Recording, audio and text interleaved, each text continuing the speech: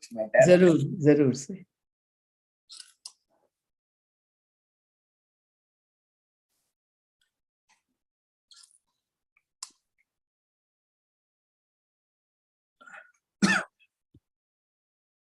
समय हो गया है।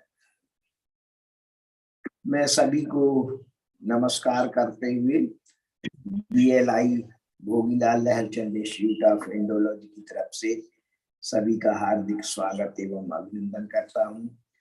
सबसे पहले इस कार्यक्रम के सूत्रधार डॉक्टर जीतू भाई जेविसाई जी के प्रति हम बहुत बहुत सम्मान और कृतज्ञता ज्ञापित करते हैं। उनकी दूरदृष्टि के कारण हम सब लोगों को इतने बढ़िया कार्यक्रम मिल रहे हैं। लेकिन उस दृष्टि को कार्य रूप में परिणत करने वाली डॉक्टर जैन के प्रति भी हमको सबको पवन जैन के प्रति भी हम सबको कृतज्ञ होना चाहिए। मैं उनका बहुत बहुत अभिनंदन और स्वागत करता हूँ। आज जैसा कि बताया गया है कि एलोरा की गुफाएं जो कि बहुत प्रसिद्ध हैं राष्ट्रकूट पीरियड के संदर्भ में विशेष करके, वो आप देखेंगे, सुनेंगे, जानेंगे।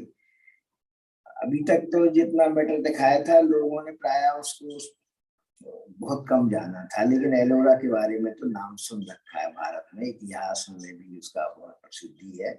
लेकिन इतना होने पर भी हम लोग विजिट तो कर लेते हैं, लेकिन सूक्ष्मता का जो ज्ञान मैडम कराएंगी वो वहां जाने पर भी नहीं होता है। तो वही उसी को ज्ञात करने के लिए हम यहाँ पर उपस्थित हैं। और इसके जैसा कि हमारी परंपरा है कि हम कार्यक्रम के जो प्रायोजक हैं उनके प्रति भी हार्दिक अभिनंदन करें, उनके प्रति स्वागत करें। 4 परिवार इसमें बहुत बड़ा योगदान दे रहे हैं, उनकी प्रेरणा है। श्री राजकुमार जी ओसवाल का परिवार, श्री निर्मल भोगीलाल मुंबई का परिवार, स्मृति श्रेष्ठ डॉक्टर धनेश जी की स्मृति में उनका परिवार एवं मातु श्री राजकुमारी सुमेश चंद जी के परिवार के प्रति हम हार्दिक स्वागत एवं अभिनंदन करते हैं।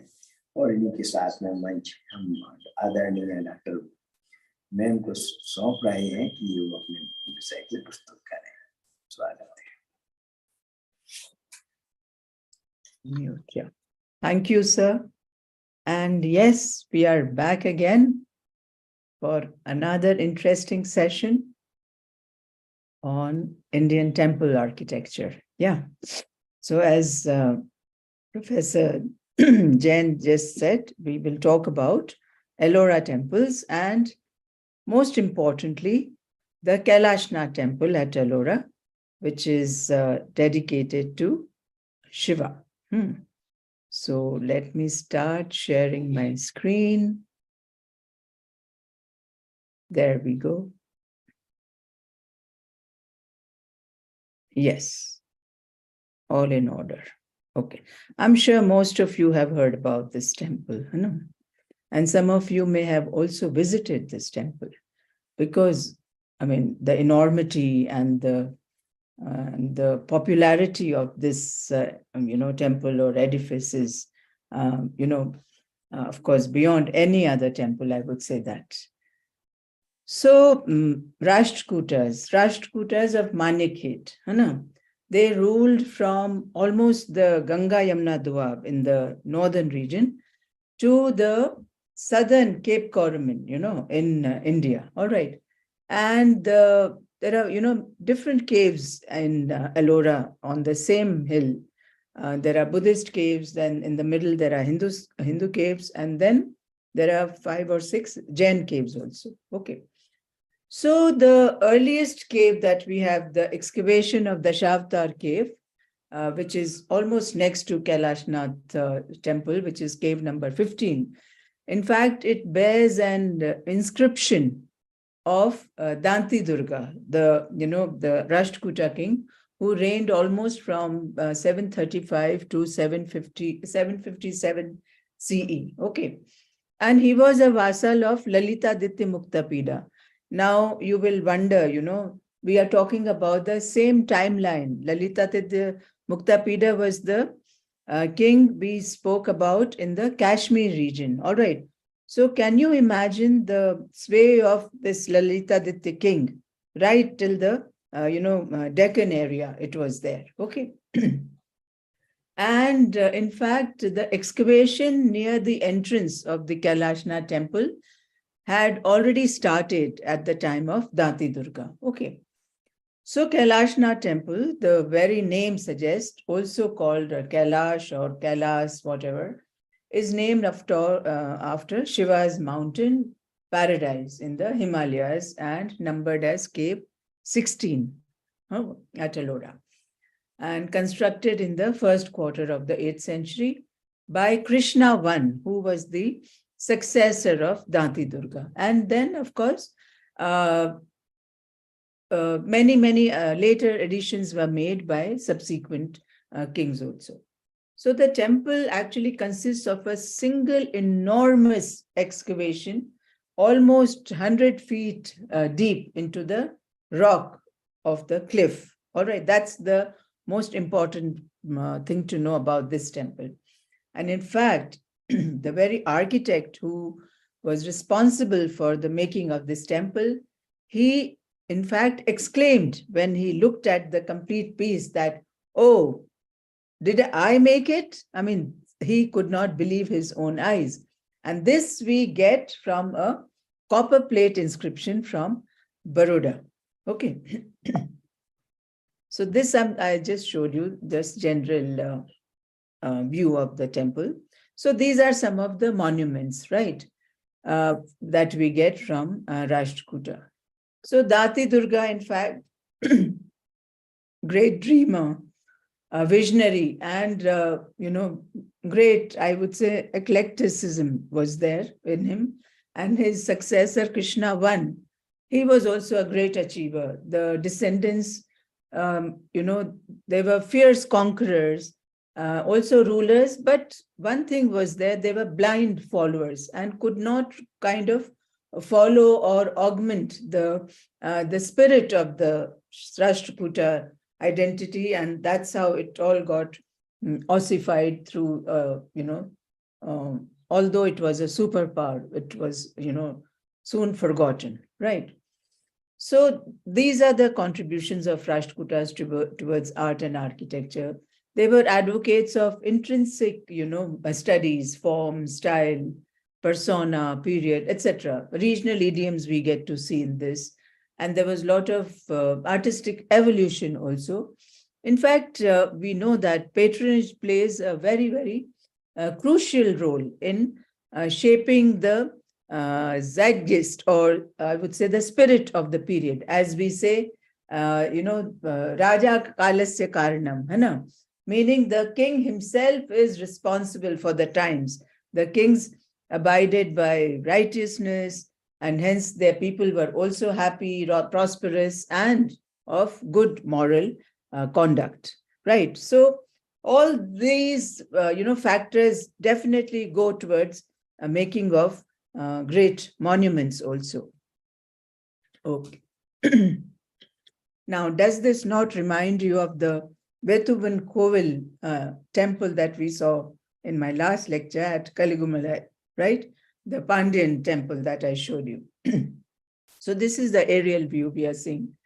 So actually the temple architecture is a multidisciplinary field. I have told that right at the beginning of this course, including metaphysics, mathematics, astronomy, science, art, technology, social sciences, politics, history, philosophy, music, dance, and all this is exhibited in Ellora caves, right?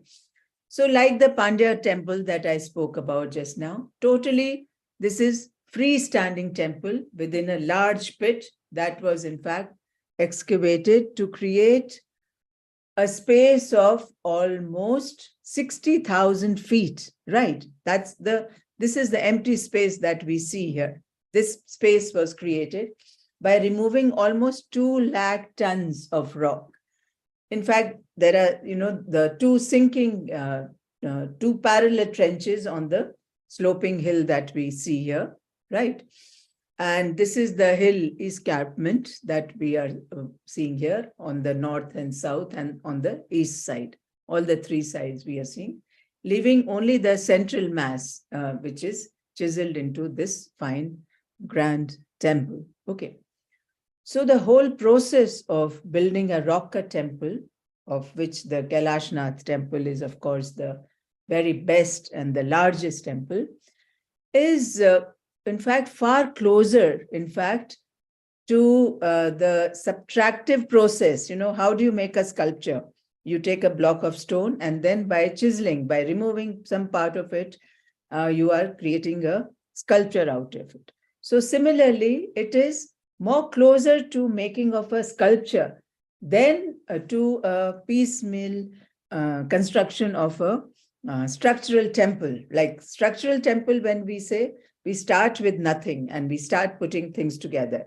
Whereas here it is, you have this whole, the entire cave is your canvas, and by chiseling that, you are getting a temple or a huge sculpture for that matter. Okay. So in fact, it is also believed that the original model must have definitely been made in clay, right? So that the design could be verified, and if there were any problems, they could be corrected there and then, without like before any actual construction work began. Unlike the structural building, mistakes in these monolithic excavations cannot be undone, strictly speaking, right? So cutting of stone is irreversible, right? So, and any defect must be repaired, if at all, by only additive means, something that has been, chiseled, that cannot be put back. So this again offers a much, much greater challenge for the artists or the architects or the even the sculptors for that matter. So we are looking at two plans here. So by looking at this is the ground plan, the ground floor, as we call it in India, and this is the first floor, right? So by looking at these two, we know that the temple proper is on the first floor, because this is the solid mass of cave, like stone or rock that we have here. Nothing is here in this area, whereas this entire temple that you can see on the first floor, right? So on the hill, as I said, there are Buddhist caves, Jain caves, and Hindu caves, and they're all duly numbered, right? So cave 16 is the Kailashnath temple, Rashtrakuta period. Okay. West-facing entrance, right? So here you can see north.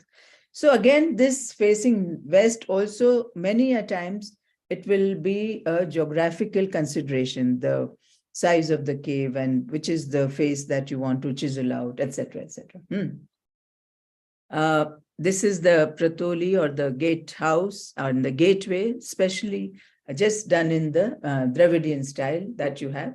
Then you have, this is of course the ground floor that we are looking at. There are these subsidiary shrines on the side.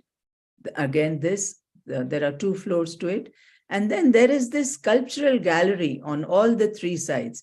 This is the north side, because we are entering from west, north, east, and south. So these are nothing but, niches in which you have various sculptures related to Shaiv stories, or some, Vaishnav stories also, right? So this is the gatehouse, Pratoli. And as we come to the first floor, this is the Nandi Mandapam. Looking at this, you can say it is Sarvot Bhadra. You can see the entrance from all four sides. And there is a walkway which takes you from the first floor of this gatehouse to the Nandi Mandapam. And then there is another walkway that will take you the temple proper, the Mukh Chatushki here, the Navranga hall here, the Garbhagriha. And then you see these seven subsidiary shrines. As I said earlier, normally in a Shaiv temple in South India, you will have Asht Parivar shrines. So the one shrine which is not counted here is the Nandi Mandapam. Okay, Nandi is also considered to be the one of the Parivar Devtas, in a Shaiv temple. So 7 shrines here, 1, 2, 3, 4, 5, 6, 7 here. These are almost part of the wall here, right? And this is another one.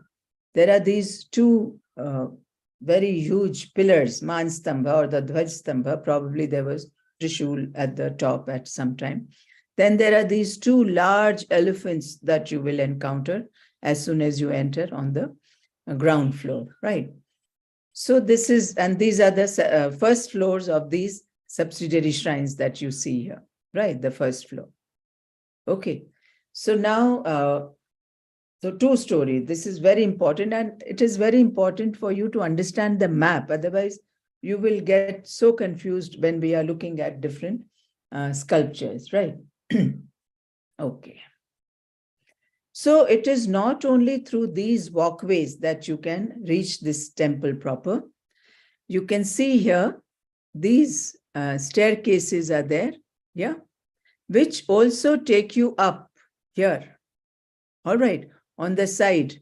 So here, these are the staircases which are coming from down, which I showed you here.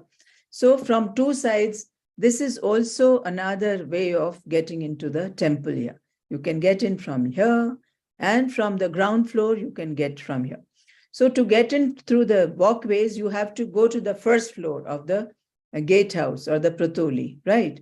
And then from there, you can start walking here, like this. Okay.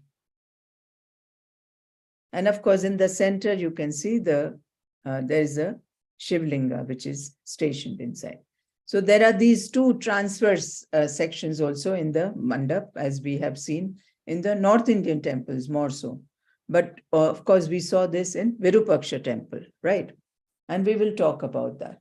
And there is no inside circumambulation. The circumambulation can only happen once you get out of the Garbhagriha, like along these subsidiary shrines here. So this is the exit. You're coming out. These are few steps here, and you can come out like this, right? Okay. So this is basically the plan. Now, I have told you that in the making of Virupaksha temple, the Kachi, Kailashnath temple was actually instrumental. The king was so much in awe of this temple, and that he did not destroy the temple, nor did he take any, treasures from the temple. In fact, he put those that stone inscription, which I showed you last time, and a similar Virupaksha temple was constructed in the area of Pattadakal, which actually the name of his queen comes in the inscription, that she was instrumental in the making of this temple. So the main shrine is very, very similar, although much, much larger to the Virupaksha temple at Pattadakal, which itself was the replica, almost not, I would say replica, but it was inspired from the Kachi temple. Okay.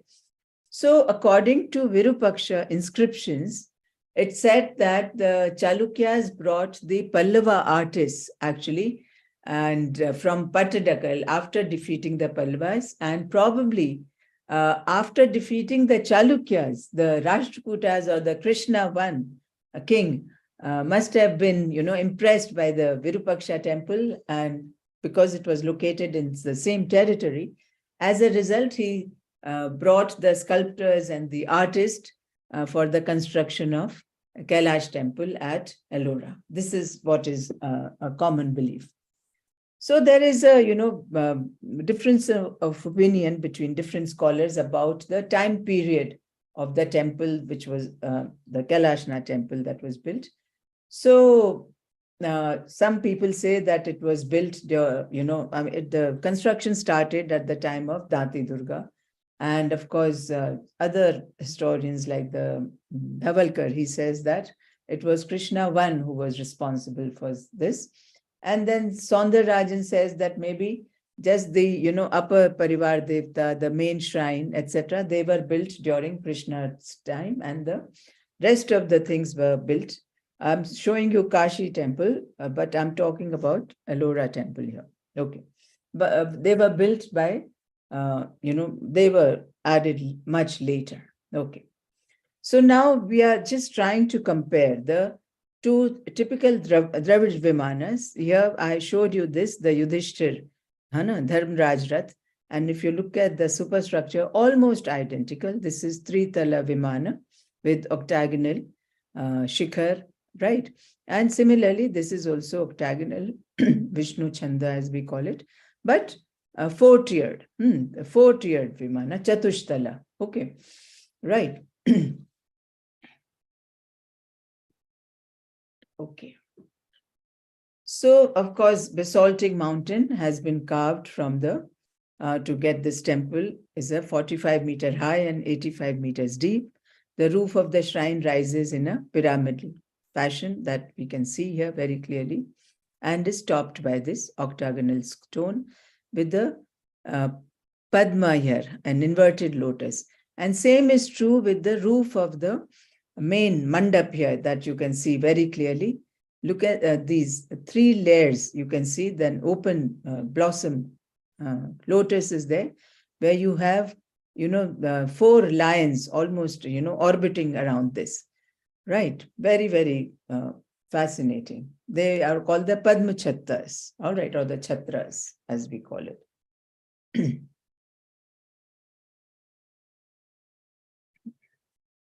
Okay. So one should try to visualize this in 3 dimensions, the entire complex, right? And at multi-level, the masses, the surfaces of these buildings with their, delicate connecting aerial ways. This is the passage that I was talking about, the, pathway which connects the. So this is the Nandi Mandapam that we can see. It is connecting from the outer gateway, and then this side it is connecting to the main temple here. This is the Mukh Chatushki, you can see, and the Manstambha is coming from bottom. Now here you can very clearly see on the outside of this this particular structure here, it's solid from inside, as I showed you in the ground plan, but it is embellished with a lot of sculptural details from outside. The outer walls of this particular solid mass inside has all the sculptures here. And similarly, here also, right, up till here, I mean, it is all solid here. It's just that these are the staircases which are leading to the main temple here. So you can approach the temple from here, and you can approach the temple through this staircases also. Okay. So these are called the Nala stairs, okay, in the local language. Okay.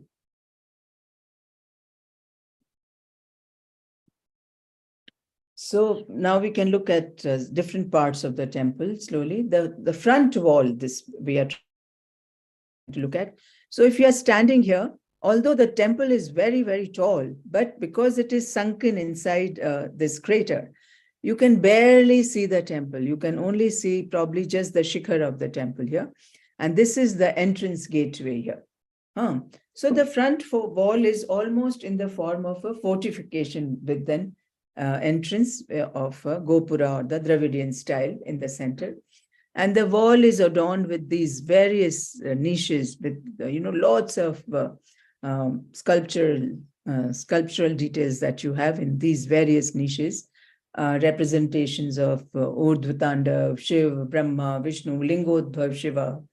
Then you have Harihara, Vaman, Trivikrama, and Narsimha, all these sculptures, Nataraj, all these you will find here. All right. And of course, the rear portion of the wall, here, this side also, is decorated with various sculptures. Some of the important ones are, of course, the Mahishasura-mardini, Vishnu on Garud, then Kama, the god of love, Tripurantaka, etc., etc. And also the Ashtadikpalas you will find here, which I'm going to show here. You can see some of the Ashtadikpalas here. I'll show you the detail here. Yeah. So the outer facade wall we are looking at with Kartikeya here on peacock, Agni here in the center. So Kartikeya, of course, is the god of war riding on his peacock, Agni, god of fire, riding his ram here. And then you have, and he's also the regent of the southeast.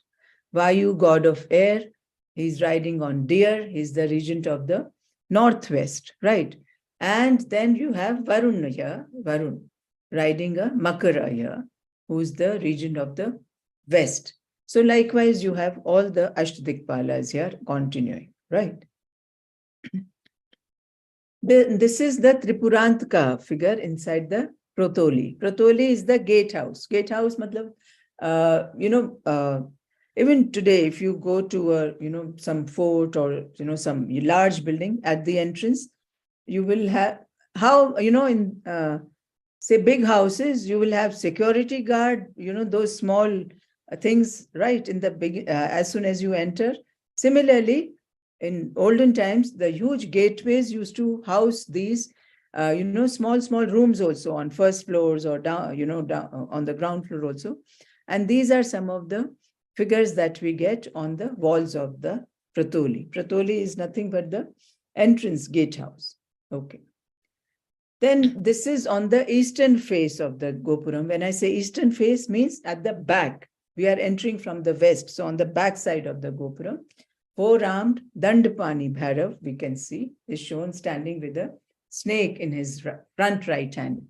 So according to tantric literary sources, Rudrayamal, right, or Vatuka Bhairav, one of the 64 aspects of Bhairav, holds a snake in one of his hands. In his back right hand, he holds there is a khadag or a sword. His front left hand is placed as on the kati on his waist, and his back left hand actually holds a water vessel. So Dandapani also holds a danda, right, or to punish the sinners. So in fact, there is in Vajrayana Buddhism also, he is considered a very, very fierce emanation of Bodhisattva Manjushri. Okay, so many a times we will find these the different names of the deities or their attributes being, they are, overlapping for, in fact, amongst all the three ancient Indian religions, Jain, Buddhist, and Hindu religion or the Brahminic religion. So as soon as we enter the temple on this side, on the northern portion, because we are entering from west, this is the northern side of the court along the enclosure wall, right? This is the enclosure wall of the temple. There is a, sunken shrine which is there into the natural rock with images of Ganga, Yamuna, and Saraswati.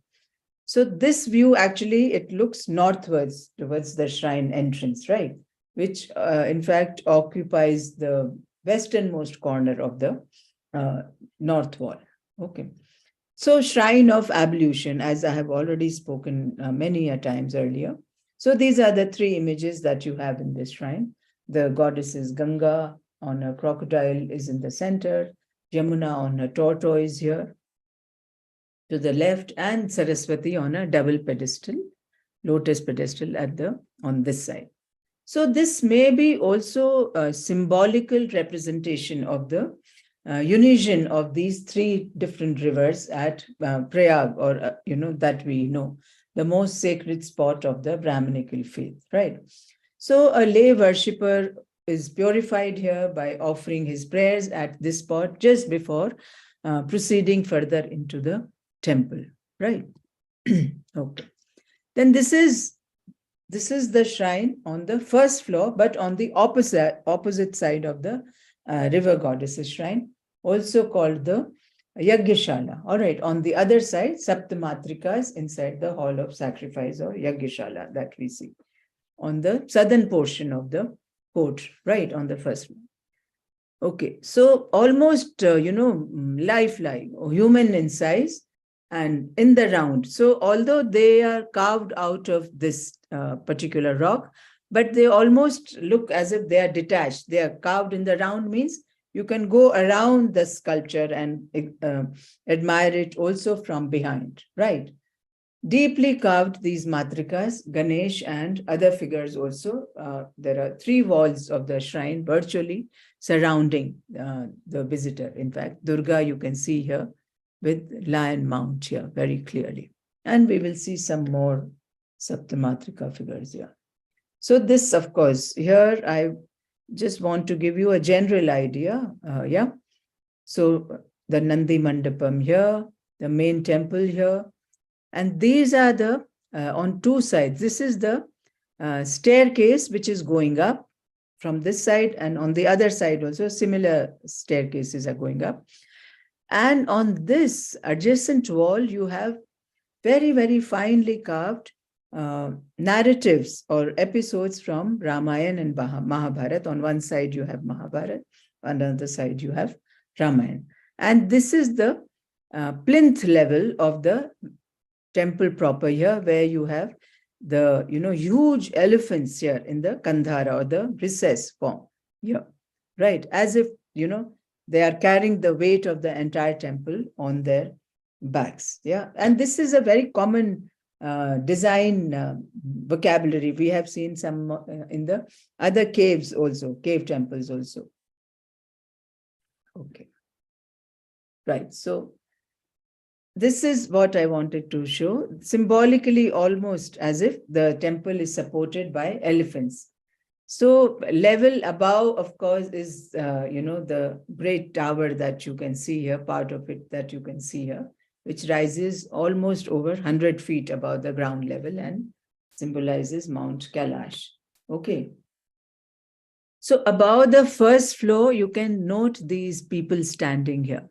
And just by looking at them, you can imagine the very colossal size of this temple, right? And when you put these in perspective, right?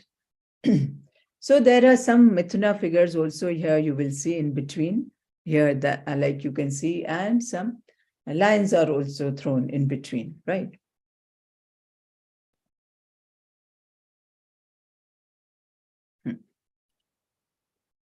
So this is the Manstambha, all right? Here you have the Devkulika. Devkulika means a blind structure, you cannot enter into it. Just a niche. Okay. Maybe it was topped by a Trishul in earlier times. So this is again a typical feature of a Dravidian temple, a Manstambha or the Dvajastambha as we call it.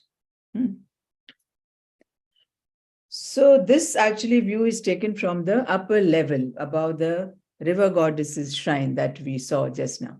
So below this, the elephant that we saw right standing in front of the river goddess shrine, you can see it here now, right? And in fact, the temple recedes towards the cliff, which is, this is the east, right? So because of the, see here, you can just find very little portion of the main Viman here, very little, because it is kind of moving towards the east, all right, because it's a cave structure, it is sunken inside, okay. So it is again worth restating that the entire complex was built from top down, by laboriously cutting out and removing sheer solid rock, right? 250,000 tons of it, almost, right? And to create the buildings, the elephants, the columns, etc., that one sees here. So the people in the image also here, you can see, again, imagine the scale, the enormity of this particular temple by looking at the size of the people or human beings, how minuscule they look, when you look at the rest of the temple. And of course, the scale and the magnitude of this magnificent effort that we can appreciate, which took almost more than 100 years to build. Okay. So this is the upper level that we are looking at. So here there is a sculpture here of Gajalakshmi that I'm going to show you later. And then on the opposite wall of this, then there is another sculpture, then front wall also there is a sculpture. These are the staircases which are coming up from down. And this is the passageway, right, which is coming from the gateway, right, this aerial passageway. And this is the Sarvodbhadra shrine. You can see the Nandi Mandapam here, right? So the northwest upper level that we are looking at, because the gateway lies to this side, the west of the right of this particular picture. Okay. So now we can see very clearly Chatushtala Vimana, and above the Prati here, you can see It's not very, very clear though. So there are, Rishabh, in all the directions for Rishabh you can see. And this is the octagonal shikhar. And these are, of course, the almost reminiscent of the Dharmaraj Rath that we spoke about.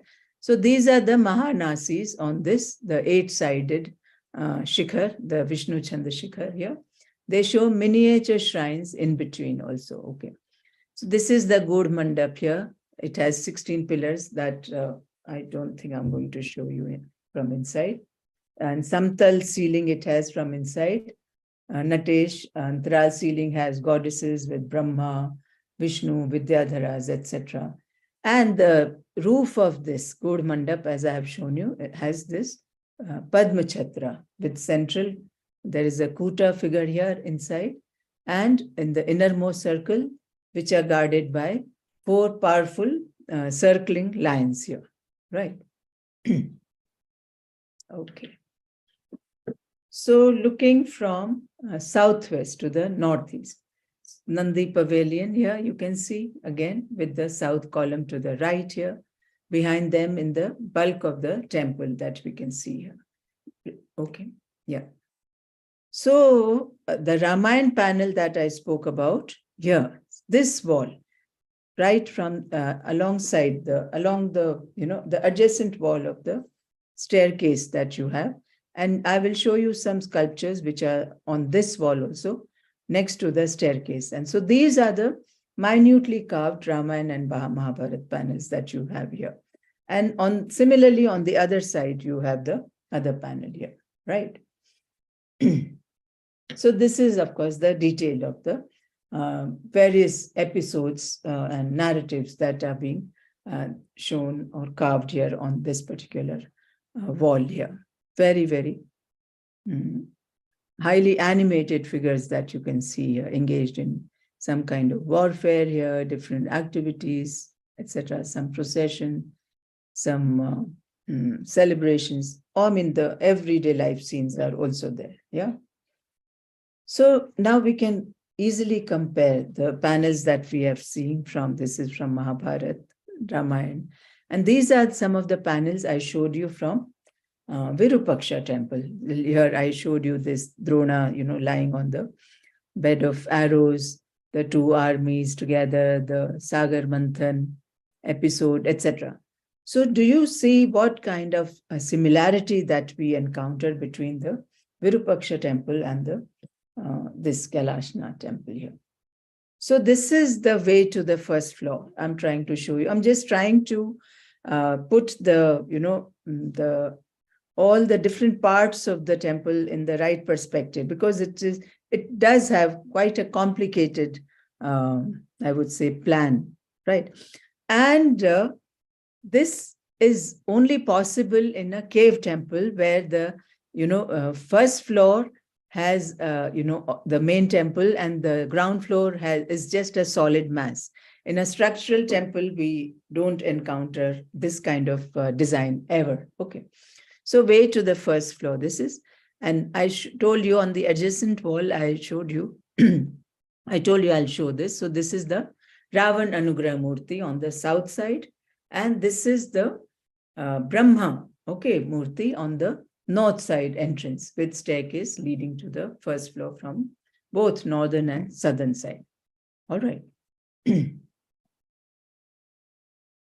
So this is the, of course, detail of the Ravana Anugraha Murti that we just saw near the staircase. So Shiva is represented in his various forms in this temple as Shiva Parvati playing game of dice, Ravan lifting the Mount Kailash that we are seeing here. And these are some of the prominent sculptures. But the organization of these sculptures, I would concede that they do not actually follow any kind of logical pattern as such, right? Which sometimes in few temples we do find, like we saw in, I would say in Ambika temple, there was a certain order that was being followed. So for that matter, we don't see, So this is the, wall right at the entrance when we are entering from the Gopuram. This is the first sculpture that we see of Gajalakshmi, illustrated by two elephants in this large panel, which is facing the gateway, right? And do you see this very, very realistic depiction of a lotus pond here? You can see these various, big lotus leaves here, right?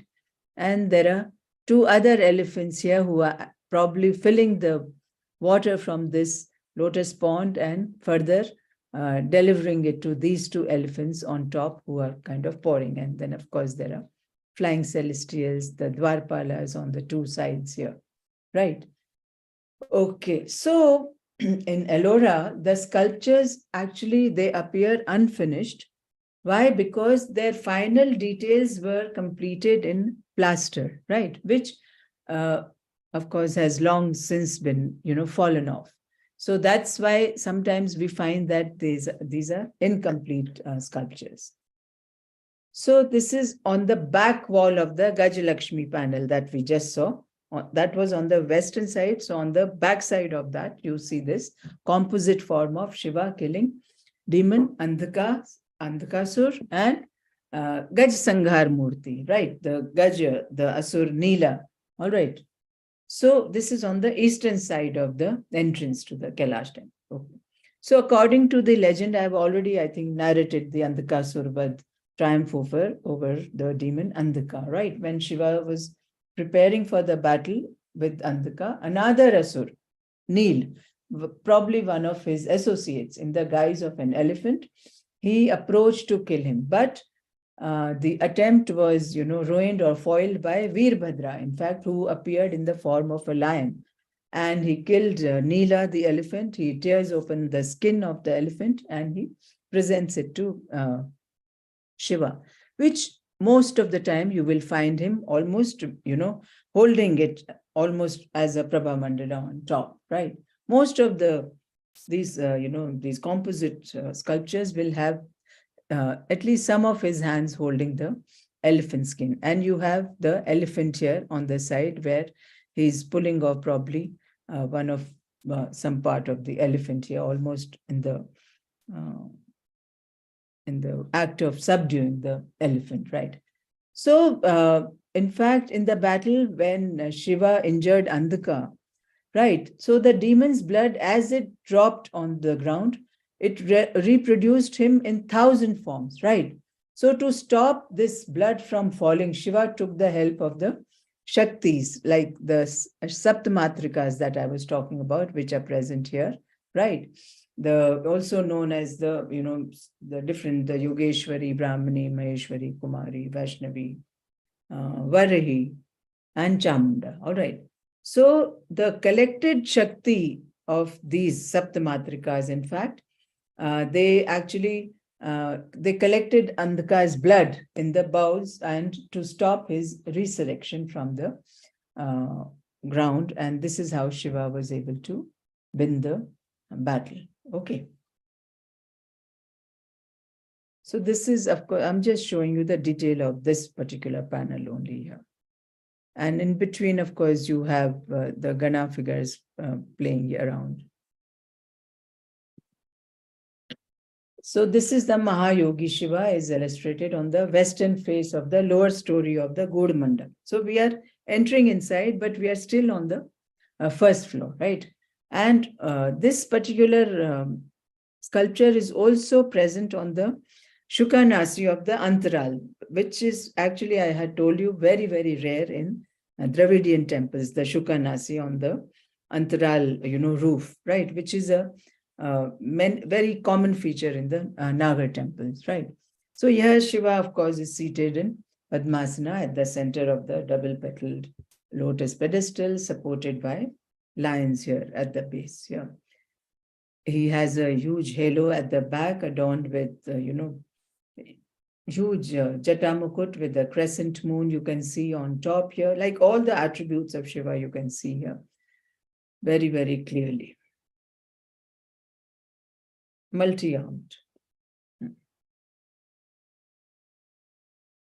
So looking at this particular, Harihara sculpture, it reminds us of the slim, body types, the pipe-like limbs and the high, conical head gears or headdresses, which were so typical of the Pallava period. I showed you these sculptures. The Mamalla sculpture himself, was present on the Dharmaraj Ratha. No? So we can see this Pallava influence also coming across very clearly. So Sarvot Bhadra, Nandi Mandapam on the first floor, reach through walkways from the first floor of the Pratoli or gatehouse or on the west side, right? Okay. So the ceiling, in fact, inside has a Natesha, the dancing form of Shiva. Okay. Then Ardhanarishwara. There are two Ardhanarishwara that I'm showing you. One is, of course, inside the Garbhagriha, South Hall, and East Hall also on the left side. Okay. Then these are different dancing postures that we come across in this temple. There are very many more. So Garbhagriha's right side, you will find this, South Wall, then center also, and on the Nandi Mandapa left also, you will find. Then this is, Kalar Murti, the Gud Mandap wall, you will find this one, upper story. And one is, of course, inside the western wall, that gallery that I was talking about, inside that it is there. So I have already explained to you about this Kalantka or the Kalari Murti, where Shiva almost, destroys Yama, and he kind of puts a blow on his chest because he had come to take his, ardent devotee, Markandeya, right? Yeah. Here is very well, it is very, very, highly animated here. Then you have Jatayu's attack on Ravan when, he's kind of flying away with Sita here. So this is Jatayu here. And of course, there is very little concern to the scale, I would say that the bird is shown very, very big, and probably it's a mythical bird, so we cannot say.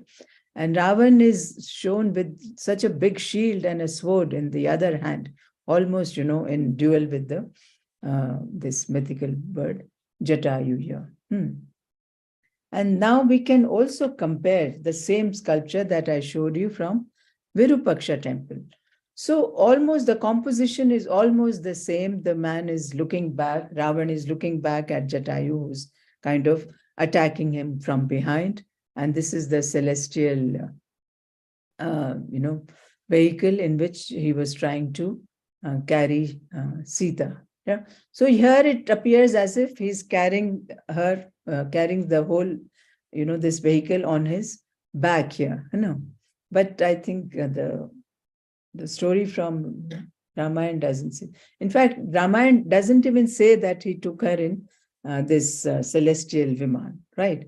It was only later, the Tulsidas Ramcharitmanas talks about this. But I just wanted you to compare the two sculptures. Then, of course, we have the Gangadhar Murti or the Ganga Avtaran of, on Shiva's Jatajut. So here you have the personification of goddess Ganga here, which is coming down on earth here. And here, Shiva has opened his, these shakhas so that the fall of the Ganges is not that, heavy on the ground, and it does not kind of sway away all the living beings here. So this is, of course, the earth portion that they're trying to show, Parvati on this side, and he's trying to hold Ganga here on his matted locks here.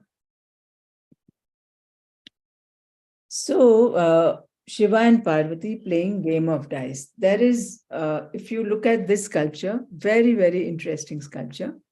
Of course, these two are engaged in a game of dice here. So there is a lot of playfulness in this atmosphere, you can see. Here at the bottom register, you see various Ganas and Nandis there. As there are many Puranic stories as to how much fun the Ganas would be having, with Nandi teasing him, pulling his, tail, or somebody seated on the hump also, somebody seated here. So here some two Ganas are frolicking in between, one is pulling his leg. So there is a lot of activities which are happening here, right? So this actually sculpture is present in the sculpture gallery on the back wall and the part of the northern and southern eastern side wall, right? Where you have all the different sculptures. So this is how, there is no shrine there. These are, I would say, gandwaras, as we say, the blind niches where you just have these sculptures which are placed. So I believe what it provided such a huge canvas to the sculptors, right? So they have placed these small images there. So this is another one. Ravan is offering his, who was a great devotee of Shiva, he's offering his 9 heads. And that's when Shiva comes and stops him, when he is almost ready to, in fact, cut off his 10th head also. He's holding a sword in his hand here. And you can see the 9 heads that he has already offered to Shiva here. Then, of course, the Lingodbhav Shiva, we spoke at great length last time, again in the rear gallery. Then this is Andhakasurvad. So as I said, the same sculpture or the theme can be presented or represented in a temple many times, right? And many factors are responsible for this. Sometimes the theme is very dear to the patron, a particular theme, which he wants that, it should be there more than once. Or sometimes the artists or the sculptors also, sometimes they are given a free hand. Okay, you can make whatever is your favorite theme or sculpture for that matter. So that's how many a times we encounter more than one, representation of the same theme. Now I'm going to show some other, Hindu caves which are there, neighboring Kailash Nath temple, cave 16. So this is Dhumarlena cave, cave 29. So here you can see the depiction of this composite form of Shiva very nicely, and very vivid description, that I would say. Multi-armed here, holding different weapons here, and this he holds a ghanta here. And here you can see Andhakasur, he has almost, with his sword, he has pierced open the entire body of the demon Andhakasur here. And he's holding this, a bowl or kapal in his hand for the blood that is flowing from the body. And here, of course, you see Parvati seated on the side, right? So, and here you can see the skin of the elephant here, although the elephant is missing here for some reason, but you can see the elephant of the skin that he's holding on top here. Okay.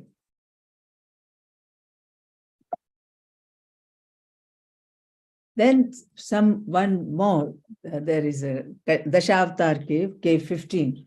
Again, this is the Andhakasurvad that we are seeing. And here we are seeing highly engaged, one of the Saptamatrikas here, the Kali here, totally emaciated figure you can see here.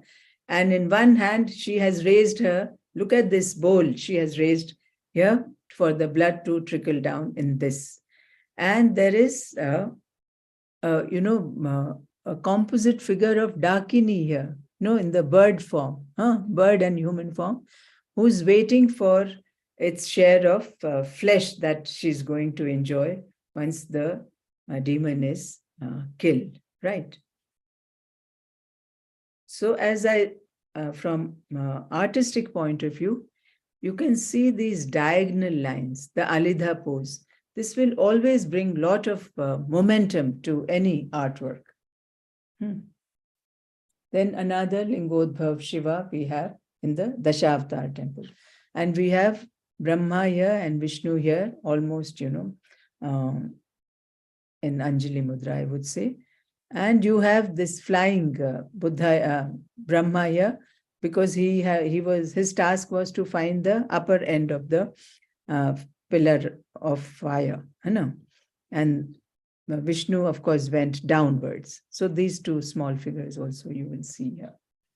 But of course, Shiva emerges from the lingam. So the Lingodbhava Murti it is called.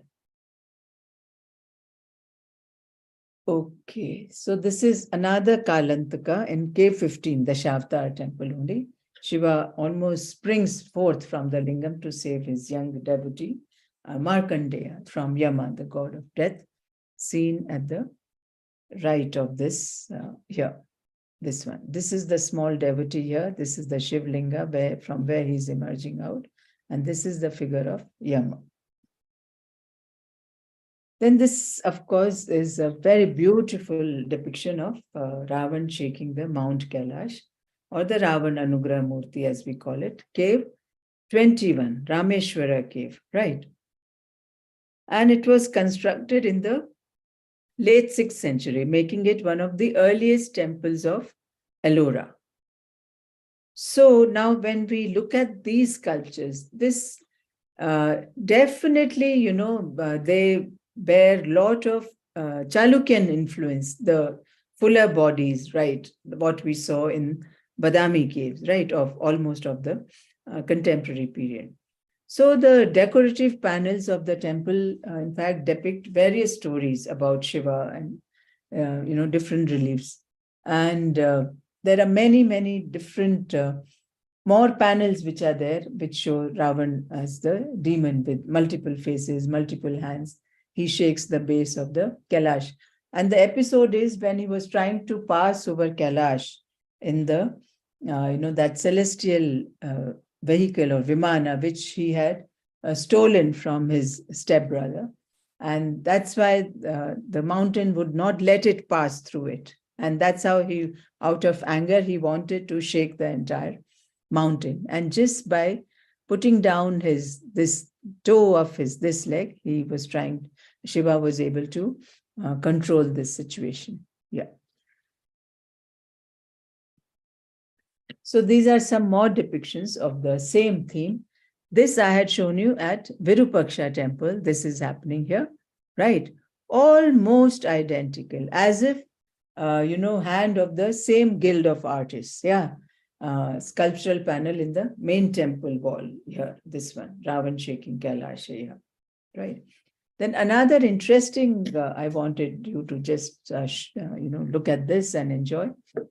Very, very elaborate portrayal of Ravan Anugrah scene at Bantesri. Bantesri is in Cambodia, very, very close to Angkor Wat, made of reddish sandstone, multi-tiered Kailash you can see here. Sorry.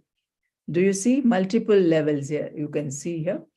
Many sages are there, divinities, lot of animals. In fact, they are, running helter-skelter, terrified at the bottom. But on the top, you have Shiva sitting very, very calmly with Parvati on his lap here. She's seated, and he's kind of subduing the effect of the Ravan who's trying to shake the mountain here.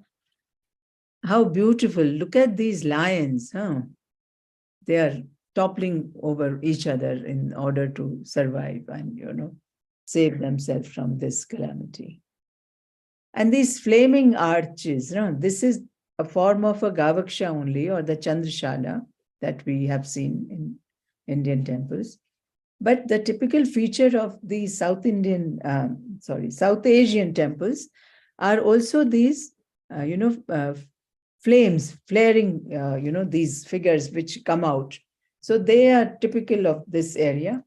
And in fact, in Buddhist iconography of this area, most of the, the halo or the Prabha Mandal will also have this kind of a flaming character.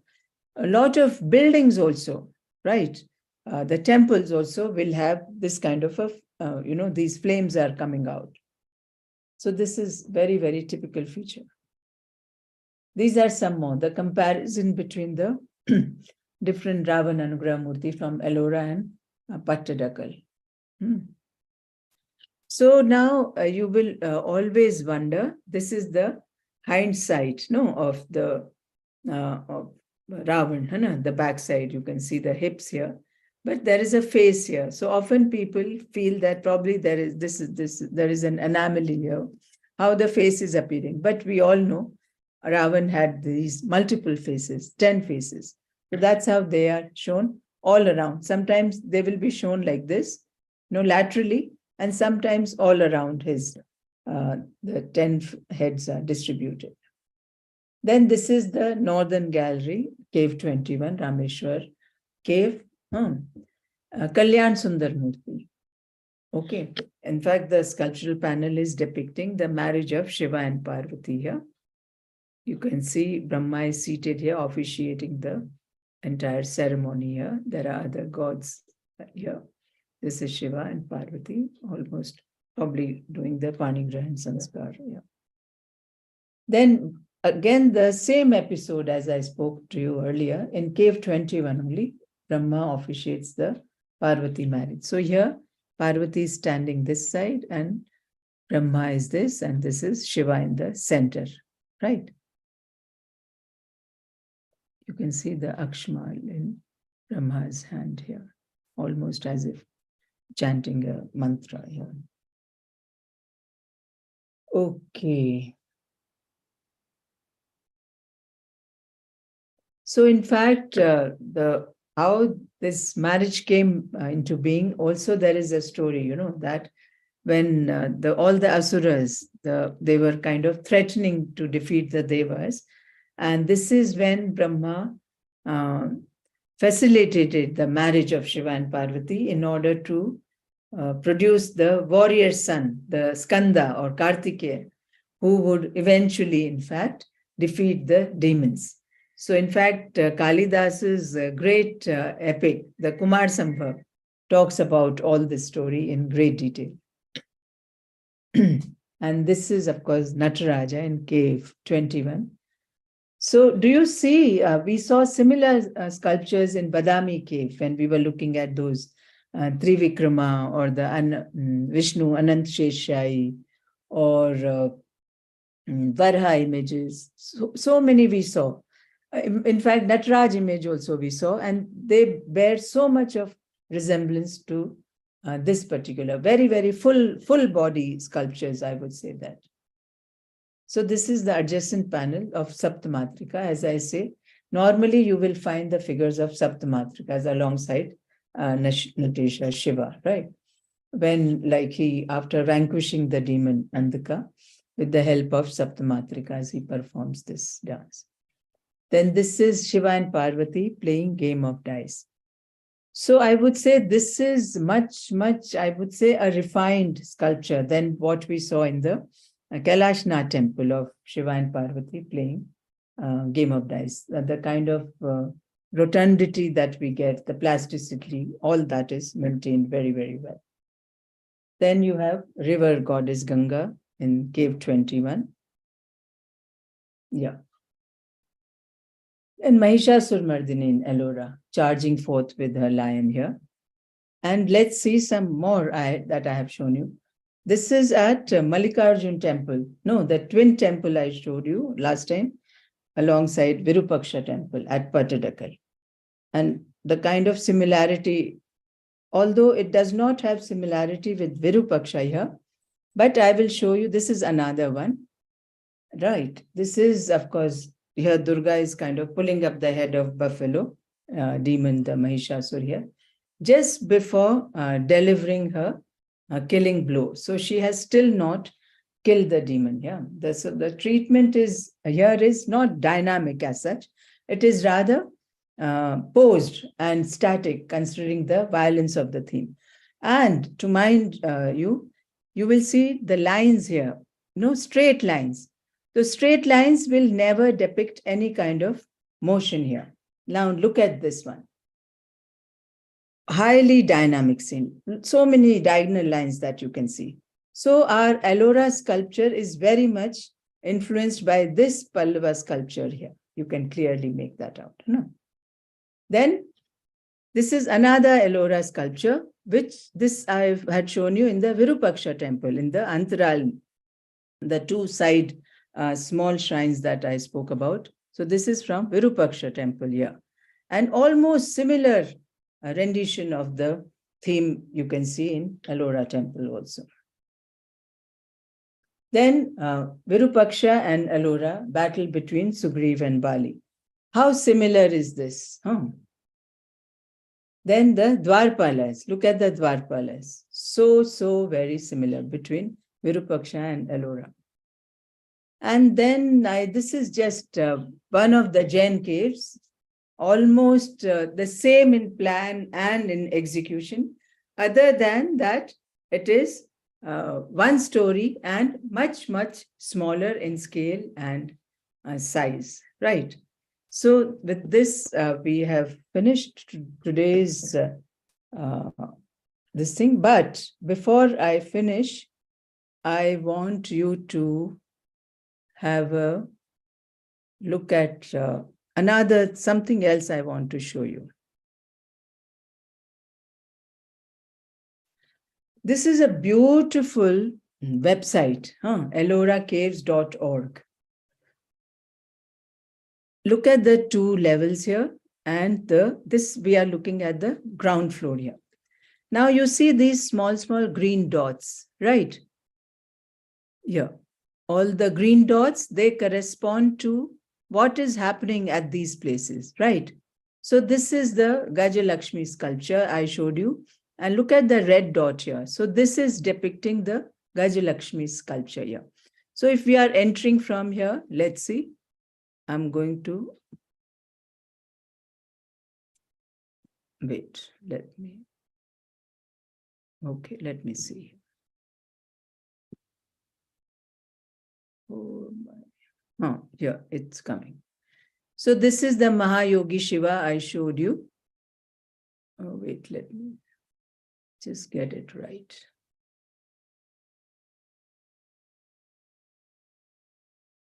Okay. By my yeah, this is better. So here, the red dot here. So on this wall, you have the Mahayogi Shiva. Then if I press this here, I'm sorry, it's taking a little longer. So these are the elephant panels. Then let me click here. Okay, so Ravana Anugrah Murti on this side, south side, and this side you'll have the Brahma figure. Similarly, you can click here and go to the first floor, right? And similarly, you can see different things that are happening. This is the Nandi Mandapam. We can enter the Nandi Mandapam here. This is the small Nandi that you see inside here. And let's see what else. Some of the ceiling things that you can see here. I wanted to show you actually, it's not very clear. Let's see here. This ceiling is interesting.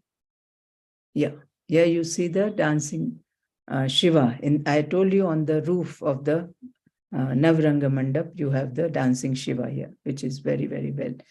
So why I'm showing you this, you can just go to this website and you can have the location of each and every sculpture, the walls, the plan, everything. And this is the entire hill, okay, where all the different caves are there.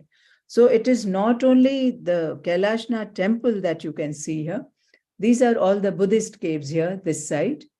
These are the Hindu caves here. And this group is the group of Jain caves. So if I go here, so this is the Chota Kailash that I was trying to show you, right? And let's see here. This is the top, and the Antral. These are the subsidiary shrines here. I wanted to show you the roof actually of this temple. Very interesting. Almost looking like Kailash here. So in a nutshell, what I'm trying to tell you is, I will share this link with you, or you can just simply write elloracaves.org.